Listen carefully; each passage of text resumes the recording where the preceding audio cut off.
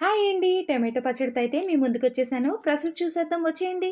2 కేజీలయితే tomato పళ్ళు తీసుకున్నాను. అవి శుభ్రంగా కడిగేసుకొని, ముక్కలైతే కోసేసుకొని, ఉప్పయితే వేసేసి ఊరబెట్టేసుకున్నాననమాట. ఒక పావు కేజీ ఉప్పయితే వేసాననమాట. దీనికి పక్కా కొలతలతోనే చేసుకోవాలండి పచ్చడైతే. 3 రోజులు ఊరిపోయాయనమాట. అవైతే తీసుకెళ్ళి మేడ మీద అయితే ఆరపెట్టేసుకున్నాను నేను.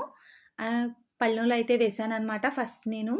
ఇంక ఇలా ఆరడం లేదని ముక్కలు క్లాత్ తీసుకొని ఒక వైట్ క్లాత్ దాని మీద అయితే పల్చగా పరిచేసాను. 3 రోజులు అయితే ఆరిపోయి బాగా ఆరిపోయి ముక్కలైతే వాటిని తీసుకొచ్చేసి పొడి అయితే చేసేసుకున్నానమాట. చింతపండు అయితే ఒక అర కేజీ తీసుకున్నాను.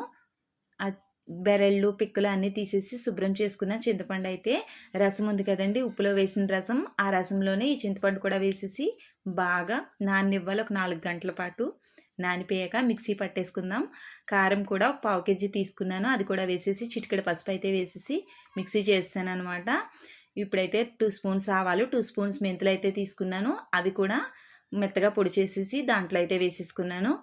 బాగా కలిపేసుకున్నానండి. ఇప్పుడైతే నేను పోపు పెట్టేసుకుందాం వచ్చేయండి. నేనైతే ఫ్రీడమ్ ఆయిల్ తీసుకున్నాను. పోపు అయితే వేగిపోయిందనమాట.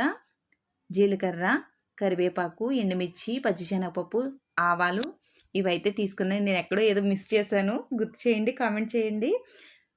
తాలింపు అంతా పెట్టేశాక ఏదో తక్కువైంది అనుకుంటే వెల్లుల్లిపాయలు అయితే వేయలేదండి. వెల్లుల్లిపాయలు నేను మళ్ళీ ఒలిచేసి రెబ్బల్ని వేపేసి వాటినైతే పచ్చడిలో కలిపేసుకున్నాను. సూపర్ అంటే సూపర్ కుదిరింది పచ్చడి. Like, share, subscribe. Bye bye.